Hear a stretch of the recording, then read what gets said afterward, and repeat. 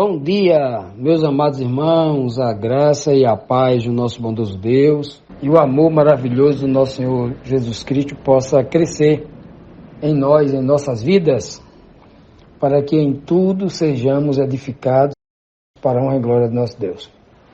Amados, vamos dar continuidade à lição desta semana, ainda no capítulo 4 de João, falando da mulher samaritana. Agora, quando ela deixa Cristo e volta para a sua cidade, né? Provavelmente a cidade de Siquém, aonde agora ela não é mais uma mulher que busca água, agora ela é uma distribuidora de água da palavra, se torna uma grande missionária, né? E então agora na pergunta 3, hoje, segunda-feira, vamos ver a pergunta 3 e 4. Na pergunta 3, um questionamento importante, né, que elucida muita coisa desse contexto. Diz assim: após a missionária samaritana anunciar na cidade, né, que tinha encontrado o Cristo, alguém que sabia da sua vida, qual foi o resultado desse seu testemunho daquela cidade? Qual a maior preocupação, enquanto isso, qual a maior preocupação dos discípulos de Jesus? Então nós vemos aí dois cenários. Lá no Poço de Jacó, onde Jesus Cristo permaneceu, com os seus discípulos que retornaram da cidade de Siquém e foram comprar comida, né? Esse é um cenário. O outro cenário é a mulher, eles trocam de lugar, né? Os discípulos que estavam com Cristo foram para a cidade buscar comida, ao invés de levar comida. A mulher saiu da cidade para pegar água com Cristo e traz água para a cidade. Olha só que cenário, né? Vamos ver aqui, João 4, 30 e 31 diz assim: saíram, pois, da cidade e vinham ter com ele. Saíram os homens das cidades que ouviram essa mulher falar, aqueles homens que estavam lá na cidade, ao escutar a mulher falar que tem encontrado o Messias, o Cristo, né? Esses homens saíram da cidade e vieram ter com Cristo. Entrementes, os seus discípulos lhe rogavam, dizendo: Rabi, come. Que situação, né? Aí você deve estar se perguntando, de forma coerente, com muita lucidez, com discernimento espiritual, né? Por que os discípulos estavam, né, muito preocupados o tempo todo pedindo para Jesus comer? Come a comida que a gente foi comprar. O senhor não ficou aqui nesse poço e nós fomos na cidade buscar comida para o senhor, né? E agora a gente trouxe a comida e esperamos que o Senhor coma. E ficaram insistindo: mestre, come, o tempo todo, né? E Jesus estava esperando outro tipo de comida, mas não para ele comer, mas para ele banquetear aquelas pessoas que estavam chegando para ouvir, para ver ele, para ouvir dele, para se alimentar dele, porque Cristo é o verdadeiro pão que desceu do céu. Ele é o pão da vida. Quem come deste pão, como ele mesmo disse, a gente vai estudar, né? Está no capítulo 6 aqui do livro de João. Quem come deste pão, assim como quem bebe da água que ele dá, passa a ser uma fonte jorrante para a vida eterna. E quem come deste pão que é Cristo, ele diz que, comendo do pão ou da carne do Filho do Homem, ele disse que tem a vida em si mesmo. Assim como alguém passa a ter água em si mesmo, a palavra em si mesmo, sendo uma fonte jorrante de palavra, assim também aquele que se alimenta de Cristo, o verdadeiro pão, passa a ter vida em si mesmo. Olha que coisa poderosa. Isso está no capítulo 6, é importante que você leia. Mas nós vamos estudar aqui ainda com muita profundidade este capítulo. Então, meus amados, veja que coisa, que contraste, né? Olha que contraste. Jesus estava com os discípulos e estavam com fome. Como é que alguém está com o pão da vida, está com fome? Foram na cidade, abandonaram o Cristo? Abandonaram não, né? Se despediram de Cristo. Foram na cidade comprar comida. Para eles, naquele momento, a comida mais importante era aquela que era feita do trigo, né? A comida sólida, a comida material, que alimenta o nosso corpo físico, que alimenta a carne, né? E Cristo estava tentando o tempo todo ensiná-los. Não que eles não necessitassem mais de comer o pão. Claro que todos nós necessitamos, né? Necessitamos nos alimentar todos os dias, tal, né? Isso é óbvio. Nos alimentar constantemente, senão o corpo morre, isso é óbvio. Ninguém vai discutir isso. Só que no contexto aqui, Cristo está tentando apresentar para ele uma alimentação muito maior, muito melhor. Porque se alguém parar de comer, ele vai morrer para esta vida. Mas se ele morrer com fome para esta vida e morrer com fé, essa pessoa vai viver a verdadeira vida, a vida eterna. Então Cristo estava falando de algo maior.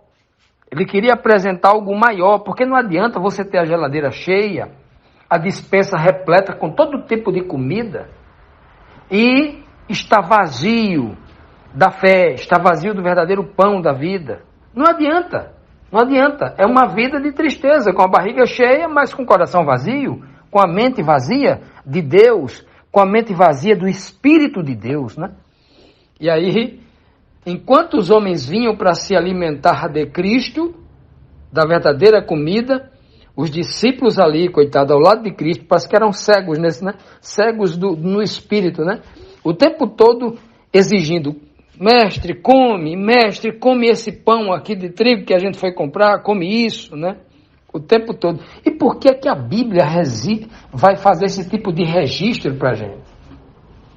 Por que que a Bíblia escreve isso? Os discípulos disseram come. Por que que não foi...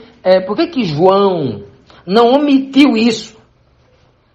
Porque aparentemente isso é algo que não tem muita importância para a pessoa. Mestre, come. Não tem muito sentido isso. É justamente para a gente fazer o contraste. Muitas vezes aqueles que estão dentro da igreja, estão do lado de Cristo, dizem que estão do lado de Cristo, estão procurando as coisas no mundo. E aqueles que estão perdidos, como essa mulher vindo lá de Siquém, da cidade da falsidade, né? Siquém quer dizer falsidade. Essa mulher vem, tem um encontro verdadeiramente com Cristo, toma da verdadeira água, bebe da verdadeira água e agora começa a se alimentar verdadeiramente disto. Os discípulos, a mulher era uma só. Os discípulos eram 12, mais algumas mulheres. A mulher trouxe a cidade todinha, os discípulos não trouxeram ninguém para se alimentar de Cristo. Entenderam?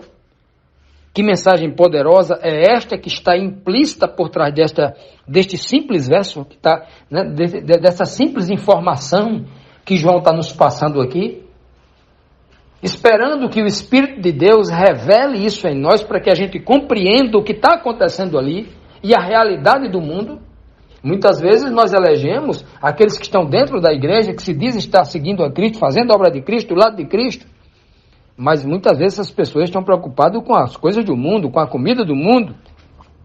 Enquanto muita gente que está lá fora está sedenta da palavra, né, querendo se alimentar verdadeiramente de Cristo. Vamos então agora para a quarta pergunta. Que resposta deu Jesus aos seus discípulos? Ele, porém, respondeu aos seus discípulos assim: uma comida tenho para comer, que vós não conheceis. Então os discípulos ficaram dizendo uns com os outros: acaso alguém lhe trouxe de comer? Disse-lhe Jesus: a minha comida é fazer a vontade daquele que me enviou e completar a sua obra. Que linguagem, né? Os discípulos ficaram ali, quem sabe, mas como é que pode? Ele está falando de comida, ele está falando de fazer obra, são duas coisas distintas. Comer é diferente de realizar um trabalho. Desenvolver uma determinada tarefa, uma determinada missão, é diferente. Cristo está dizendo assim, olha, vocês estão animados porque estão matando a fome do estômago de vocês. E eu estou aqui exultante, aguardando esta mulher trazer o povo, porque a minha mente agora só pensa em pregar o evangelho para esse povo. Como é que eu vou conseguir comer um pão de trigo se o meu espírito está exultando de alegria para falar do evangelho para essas pessoas? Eu não estou com fome agora, não. Que coisa linda, né? Isso é maravilhoso demais. Cristo vai dizer, olha, eu tenho uma comida para comer que vocês não sabem. Eu vou me saborear. Agora eu vou me banquetear pregando o evangelho para esses homens que estão vindo famintos, sedentos da palavra. Eu vou me banquetear, eu me alegro nisso. Eu sacio a minha fome e a minha sede de verdade, de salvação, de redenção com isso. Eu não sei, meus amados, quantos de vocês já tiveram a experiência de iniciar uma obra missionária, de sair para pregar o evangelho para as pessoas e ter essa alegria no coração, né? Realmente a gente não está preocupado em comer, não está preocupado em dormir, a gente está preocupado em ouvir a palavra ou falar a palavra, porque é algo assim, é algo inexplicável, né? Só quem sente sabe isso. E os discípulos ali, eu fico imaginando assim, eu me colocando no lugar daqueles discípulos, né? Que como eu estava querendo entender as coisas, aprender as coisas, né? E a ligação deles ainda com as coisas deste mundo, com as preocupações deste mundo, impediam que eles enxergassem o que Cristo estava ensinando. Eles tinham dificuldade de compreender, porque realmente Cristo não falava de forma direta, né? Cristo sempre falava em forma de parábolas, sempre usando uma linguagem espiritual muito profunda, mas não impossível de compreender, né? Ele deixou bem claro que falava em parábola, mas os discípulos iriam compreender. Aqueles que quisessem fazer a vontade de Deus iriam compreender. Cristo sempre deixou muito claro isso. E isso foi uma verdade que ocorreu sempre. Então aqui, meus amados, olha, quando Cristo diz para eles assim, eu tenho uma comida que vocês não conhecem, né, que vocês não conhecem ainda. Vocês um dia terão o prazer. Como Paulo, né, lá na frente, Pedro, chegou numa cidade e começou a pregar numa cidade, morto de cansado, coitado, vivendo, correria de um lugar para outro, chegou naquela cidade, ele ia partir no dia seguinte, né? Estava ali de passagem, né? Queria aproveitar todo o tempo. Ele começou a pregar no início da noite e disse que, eu não sei se me falha a memória, era a quarta vigília, não sei se era meia-noite, era 1h da madrugada, ele pregava, estava pregando ali. Por quê? Porque era gostoso demais. E ele pregando ali, disse que um rapaz, um jovem, uma criança, estava na janela, no segundo andar, deu um cochilo, caiu de cima para baixo, no chão lá, né? Estatelou-se lá no chão, quando foi olhar, o rapaz estava morto. Aí Paulo teve que se deitar por cima dele, orar e tal, e aquele jovem ressuscitou.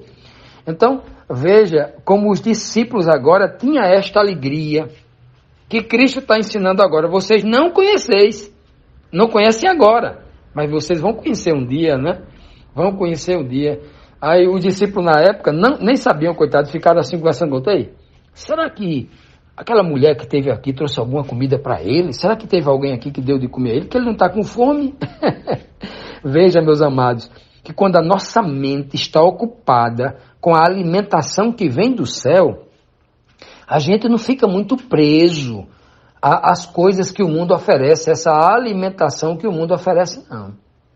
Quando nós estamos com a mente focada nas coisas do céu, com o alimento do céu, essa necessidade humana das coisas da terra, elas não têm muita força em nossos ouvidos, não. E isso Cristo está tentando passar para cada um de nós. Esta alimentação que Cristo estava para comer, né? Ele diz aqui, a minha comida é o que era, que ele disse qual era a comida que ele estava para comer. Era fazer a vontade do Pai, era fazer a vontade daquele que enviou, e Cristo estava ansioso, animado, né? Aquela boa expectativa, uma boa ansiedade, né? Esperando ali que aquele povo chegasse logo. Ele ia ficar 2 dias ali, tinha que pregar o evangelho para todo mundo. Aquela missionária, aquela mulher missionária que havia tomado da água que Cristo deu para ela, aquela mulher que havia matado a sua sede de esperança, agora saiu gritando na cidade para todo mundo. Muitos homens não, vamos lá no poço, vamos lá encontrar esse que é o Cristo. E aí a gente vai ver durante essa semana o que aconteceu com esses homens. O que vai acontecer naquela cidade por essa alimentação que Cristo vai dar em abundância para esse povo.